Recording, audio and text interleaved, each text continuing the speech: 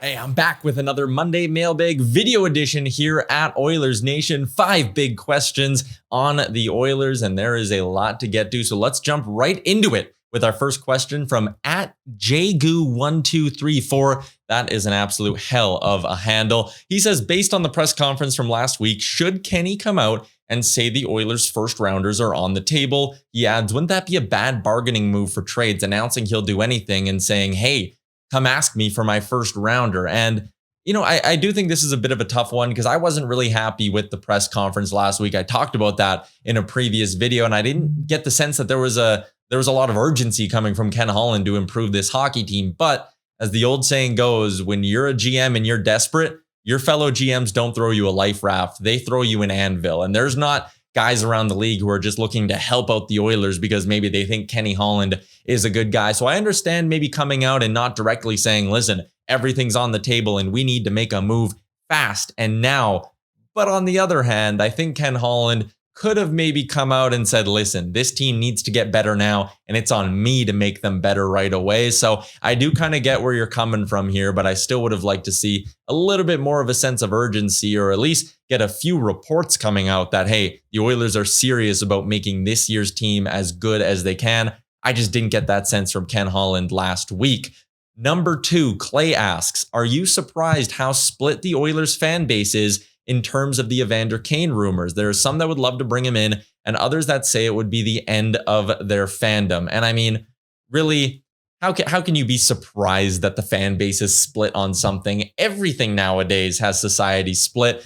So I'm not surprised at all. As I said in my answer over at OilersNation.com, some of the stuff Kane's been accused of is pretty deplorable, and I can totally understand. And I sympathize with fans who sit there and go, I don't want to cheer for that guy. I don't want this guy on my team. There's also a lot of fans who say, I just want the team on the ice to be better, and I don't care what Evander Kane did off the ice. So I totally understand why this has split the fan base. And I mean, who knows if it's January 17th and we still don't have an answer on the Evander Kane situation. You would imagine it's coming at some point this week. But when news does break, there's going to be about 50% of the fan base that's happy and 50% of the fan base that's pretty upset. So no matter which way it goes, you're going to have people on either side of that argument.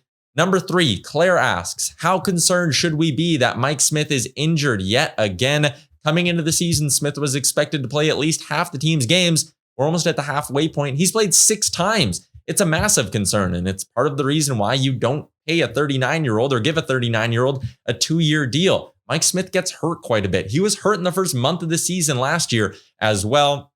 It's really disappointing to see him go down, and now with the news that Stuart Skinner's in COVID protocol as well, it's extra concerning that they don't have Mike Smith healthy and ready to lead this team. They needed him to play as well as he did last year. And I mean, forget playing as well as he did last year. He's not even going to play as much as he did last year. And this is an 82-game season compared to the 56-gamer last year. They need Smith healthy. They need him in the crease. But right now, it's hard to really sit there and say there's a good chance of that happening.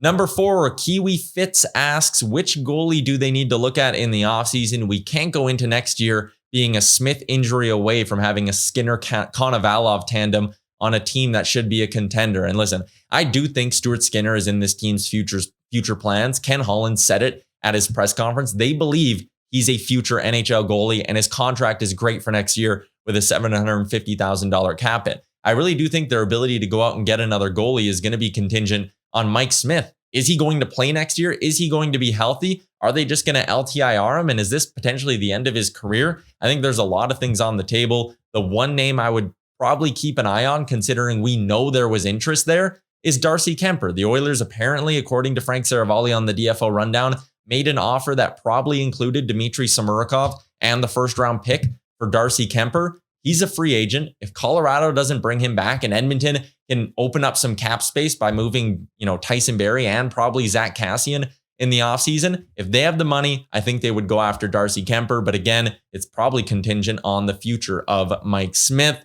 The 5th question we got here to wrap up the Monday mailbag, David O asks, lighter question than usual from me. With the All-Star rosters starting to be announced, what's each respondent's favorite All-Star game memory? For me, I got to go back to Alex Ovechkin wearing the hat in Montreal with the Canadian flags on it. I thought it was hilarious. I was pretty young at the time, obviously, but the skills competition always seems to deliver the best moments. I also love the fantasy draft side of it when they did that a few years ago and you had Phil Kessel sitting there all grumpy getting picked last. And then you had Ovechkin begging to be picked last so he could get the car and give it to charity as well. Listen, the All-Star Game really doesn't mean anything, but it can give us some good memories. And I'm always excited to at least watch the skills competition side of it because you usually get some pretty good creativity there as well. If you want more answers from our group of writers at Oilers Nation, head over to the site right now. The full article is up and ready to go. Until then, this has been another video edition of the Monday Mailbag. We'll chat next week.